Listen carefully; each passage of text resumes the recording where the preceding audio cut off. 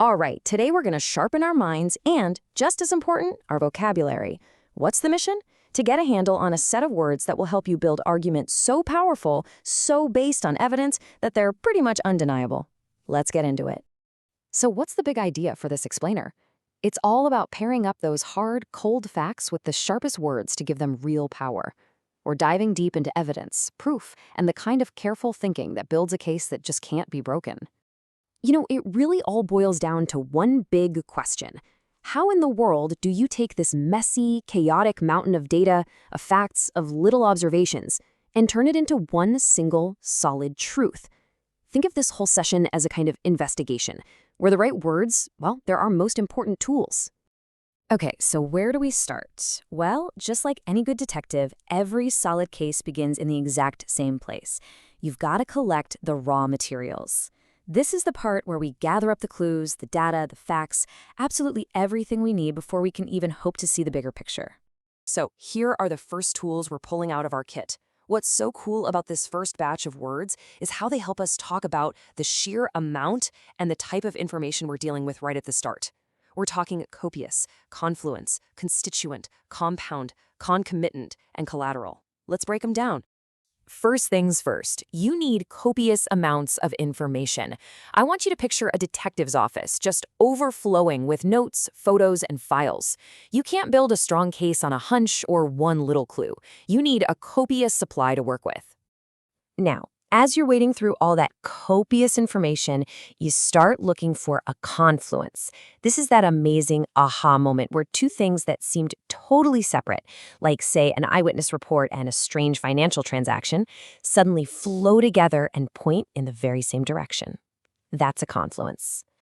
You know, to really get your head around a complex problem, you have to break it down into its constituent parts. You have to ask, what are all the little individual pieces that make up this big, messy whole? By looking at each constituent piece one by one, the entire system starts to make a lot more sense. Now, this next one is interesting because it can go two ways. Every new piece of evidence you find can compound the situation. At first, it might actually compound the mystery, making it even more confusing. But hopefully, as you find more facts, they start to compound the strength of your argument, making it more and more intense, more persuasive. We're also on the lookout for concomitant and collateral details. A concomitant event is something that naturally happens at the same time as something else. For example, a sudden large purchase of cleaning supplies might be concomitant with a mysterious stain appearing on the carpet. See?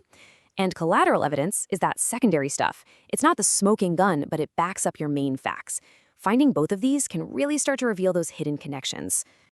All right, phase one is done. We've got our mountain of evidence. But now comes the really tricky part, analyzing it all. This isn't just about having a bunch of facts. It's about making sure every single one fits together perfectly, like pieces in a jigsaw puzzle. And the first thing you're looking for here is congruity. Do all the pieces of our puzzle actually fit together? Is there harmony between what one witness said and what the security cameras actually show? If there's no congruity, you've got a serious weak spot in your argument. This one is super similar to congruity, but think of it this way. A new fact that you uncover has to be consonant with what you already know. It's like a musical chord. If one note is off, the whole thing sounds wrong, right? It creates dissonance. All of your facts need to be consonant to create one harmonious, believable story. Okay, pay attention here, because this is a really subtle but super important difference. Two things can be comparable. You can look at two cars and compare them. Easy enough. But commensurate, that's all about proportion. Think about the scales of justice. The key thing here is that the strength of your conclusion must be commensurate with the weight of your evidence. You can't use one tiny clue to justify a gigantic accusation. The scales just wouldn't be balanced. And this brings us to a huge challenge in any investigation, right? Evidence rarely just speaks for itself. We have to construe its meaning. We have to interpret it.